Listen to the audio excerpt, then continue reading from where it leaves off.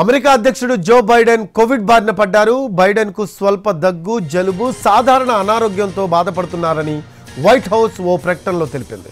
ప్రస్తుతం బైడెన్ డెలావేర్లోని సముద్ర తీరంలో ఉన్న తన ఇంట్లో ఐసోలేషన్లో ఉన్నారని చెప్పింది. అధ్యక్ష ఎన్నికల్లో భాగంగా లాస్ వేగాస్లో ప్రచారంలో ఉన్న బైడెన్కు కోవిడ్ పాజిటివ్ ఉన్నట్లు తేలడంతో వెంటనే ఆయన ఇంటికి చేరుకున్నారు. తను ప్రస్తుతం ఆరోగ్యంగానే ఉన్నట్లు తెలిపారు. అయితే తనకు తీవ్ర ఆరోగ్య సమస్యలు ఏమైనా తలెత్తితే అధ్యక్ష బరి నుంచి వైదొలుగుతానని ఓ ఇంటర్వ్యూలో ప్రకటించిన కొద్ది గంటల్లోనే బైడెన్ అనారోగ్యానికి గురయ్యారు. బైడెన్ కొంతకాలంగా పలు ఆరోగ్య సమస్యలు ఎదుర్కొంటున్నారు. చురుగ్గా వ్యవహరించలేకపోతున్నారు. ప్రచార ఒత్తిడిని ఎదుర్కోలేకపోతున్నారు బైడెన్. ఇటీవల తన గ్రాఫ్ పడిపోవడం, ట్రంప్పై హత్యాయత్నం ఘటనల తర్వాత బైడెన్పై తీవ్ర ఒత్తిడి పెరిగింది. ఆయన అధ్యక్ష రేసు నుంచి తప్పుకోవాలన్న డిమాండ్లు మొదలయ్యాయి. ఈ సమయంలో ఆయన కోవిడ్ బారిన పడ్డారు.